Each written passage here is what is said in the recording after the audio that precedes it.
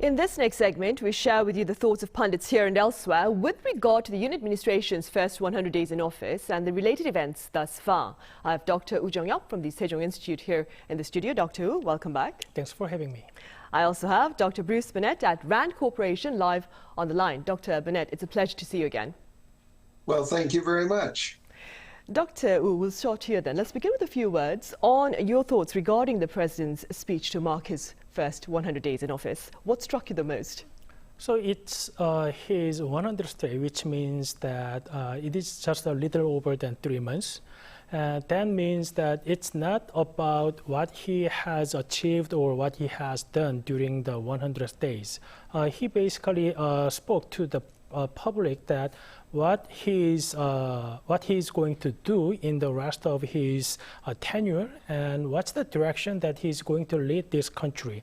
So if we recall that what kind of questions raised by media today, those questions are not about his policies. It's mostly about domestic politics or his personal issues in the presidential office or in his cabinet. So I believe that since many people are not raising oppositions with regard to his policy area, especially the foreign policy area, I think there are many rooms for improving his popularity in his term left more than 4 years. Right, indeed. Dr. Bennett, the Yoon administration's first 100 days in office comes amid low approval ratings. What are your thoughts on this particular reality? We have to remember that the first 100 days are 6% of the time he's going to be in office. I think most of us wouldn't want to be judged based upon just 6% of a job we do. In this particular case, I think he's had some really important successes. He strengthened the U.S.-South Korea alliance. He has built strong relationships with European countries. And he's recognized the importance of defending South Korea. Sometimes I think we lost that with President Moon, that he was prepared to compromise with whatever North Korea wanted. This is some good results with regard to security. Those security things, I think, are important in building. And in doing that, he has built a close relationship, I think, also with the United States. Right. And here on the domestic front, Dr. Woo, then, what are some of President Yoon's notable strides on the local front? So it has been very difficult for him to pursue his own agenda on the domestic fronts because many domestic agenda requires the ratification or approval from the National Assembly, which is taken by opposition yet. So those domestic agendas, including economic reform, labor reform, even for the nuclear power plant issue requires some sort of approvals or ratifications by National Assembly, which you cannot expect from the opposition taken by the opposition party right now. So I think that President Yoon until 2024, it's going to be a very bumpy ride for him to pursue his domestic agenda, but he sent a continuous message to the public that he's going to revert those policies that he believed was wrong for the national interest, which includes that nuclear power plant and tax and labor reforms. So I believe that in 100 states, it's too early to say assess what he has achieved so far. It's more about whether he is in the right direction. And he told the public this time that he's in the right direction and he needs to get some more support from the public. Right. And on the international front then, Dr. Bennett, as you mentioned, there is much efforts by the Yoon administration to better engage the U.S. and neighboring Japan, of course. What more can you tell us about those efforts? Well, I think the important part here is there is greater recognition, I think, throughout the region and in the United States, in Europe, and so forth. With the Russian invasion of Ukraine, the Chinese support of that invasion, there are some security challenges that are out there that are really much clearer than they have been in the last 10 or 15 years. With those in mind, the U.S.-South Korea return to military exercises is critical in building our joint security capabilities. No one would take a soccer team and say, we want you to go out and play a championship game, but, oh, by the way, don't practice before the game. You don't need to practice. It's not important. We have to think about security in the same kind of way. Training of military forces is critical to them being capable and ready to deal with challenges. And it is not just if a conflict occurs. It's also if we want to deter conflict, we have to be ready. One of the ancient Roman philosophers said, if you want peace, prepare for war.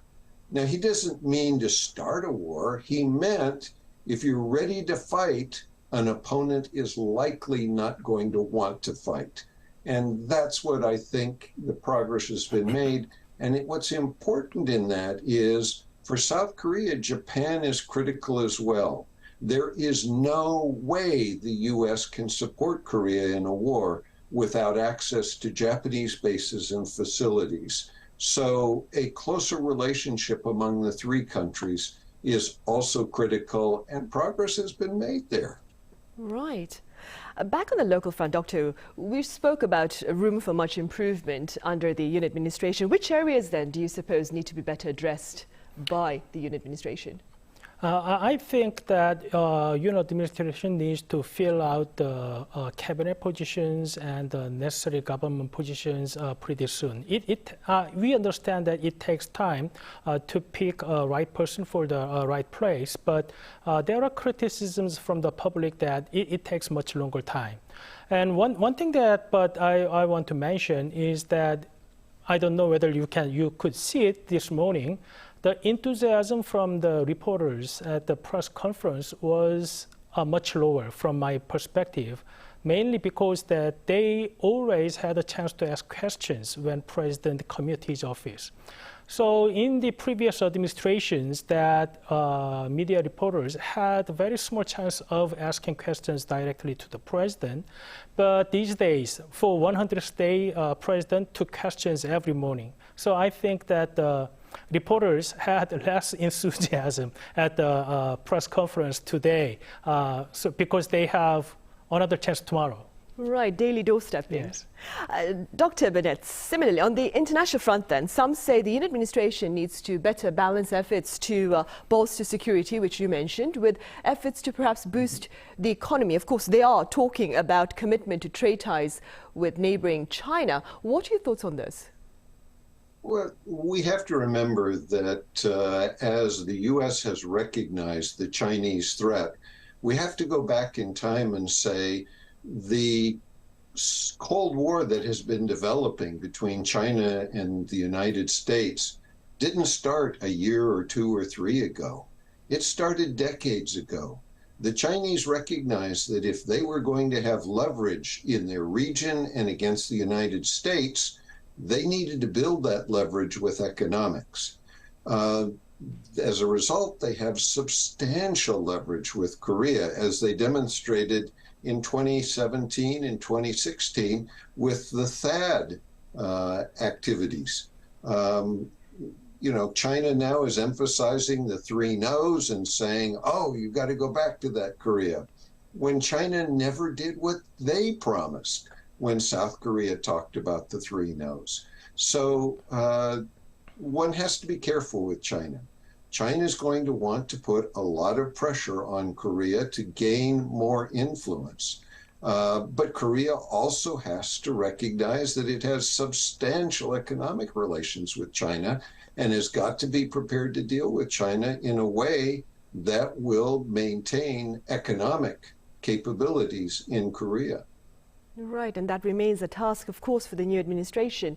Dr. Woo, during an earlier speech on Monday to mark Liberation Day, President Yoon spoke about an ambitious initiative, which he also mentioned today, of course, for North Korea, a development plan for North Korea should it surrender its nuclear ambitions. Now, some critics say the offer falls short of wooing Pyongyang, as it has strong ties with China, which is just as capable of making a similar offer. What are your thoughts on this?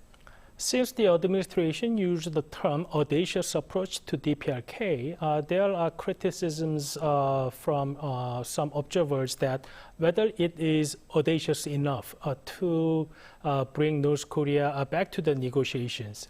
But I think the real question that we need to ask is whether North Korea can be audacious enough.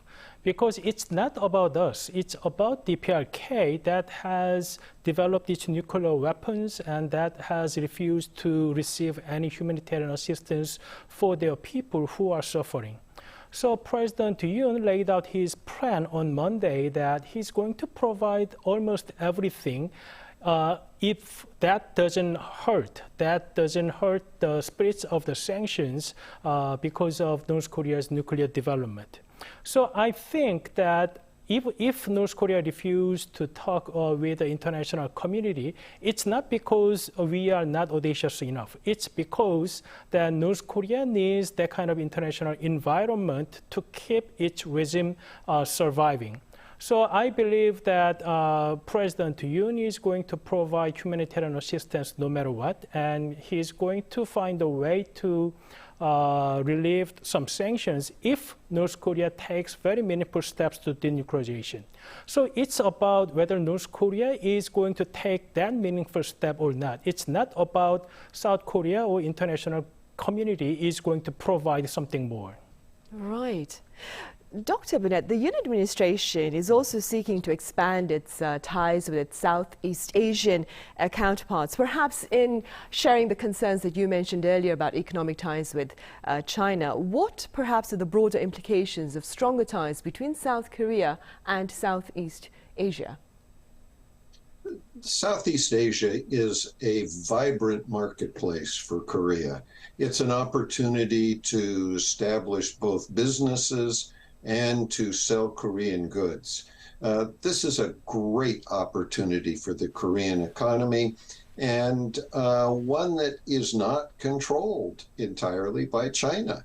That's important. The Southeast Asian countries are anxious to get Korean investment. They're anxious to do business with Korea.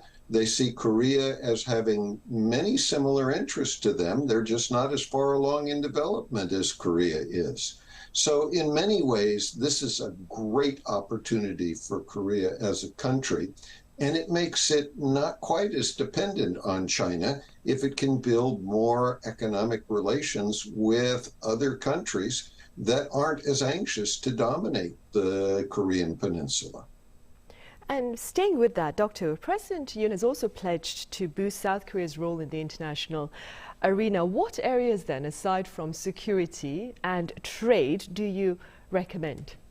So I think the important element that President Yoon has pledged even before the election was that South Korea is ready and should to play a role that can maintain and develop the current liberal international order.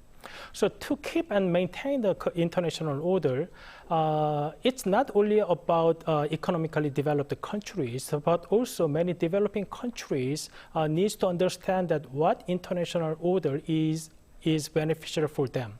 So for South Korea, it's not only in the Korean peninsula, but regionally and globally. South Korea needs to play a role that can sustain the liberal international order.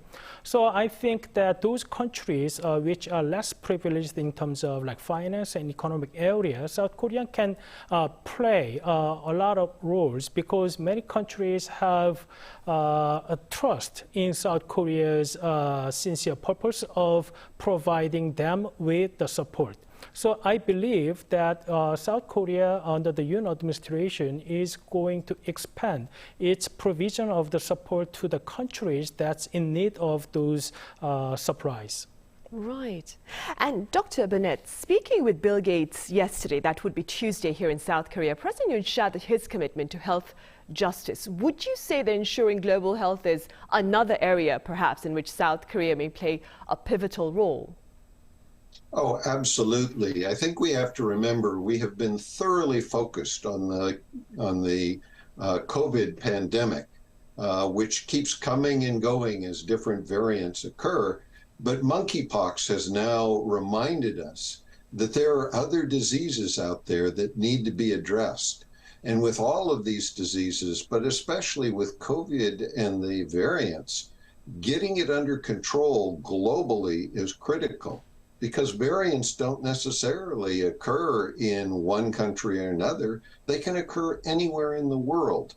And so it's important that we have vaccines with all of the countries, that people can get vaccinated to control the illness like COVID, but also like monkeypox. And Korea has an incredibly great health system. Korea can provide vaccines. Korea can provide other medical capabilities to help the world in cooperation with the United States and other allies throughout the world. So this is a cooperative endeavor. Korea's got great capabilities. They ought to be used. Right. And talking about Korea's capabilities, there was a question by one of the members of the foreign press to President Yoon about the possibility of nuclear weapons here in South Korea. Now, President Yoon spoke about his commitment to the Non-Proliferation Treaty. This is with regard, of course, concerns posed by North Korea. What are your thoughts? So President Yoon has reiterated his position since he enters the politics that South Korea is not going to arm itself with nuclear weapons or ask United States to redeploy its tactical nuclear weapons back to South Korea. Because South Korea is keeping the international norms about the nuclear weapons, and also it doesn't help South Korea to pursue denuclearization of North Korea. So I believe that his position will remain same, and he pointed out that there are a lot of different ways that South Korea can strengthen its extended deterrence with the United States. Right, he did. All right, Dr. Woo, thank you so much for taking my impromptu question as well. And Dr. Bennett, over in the US, thank you very much for your time and your thoughts as well. Thank you.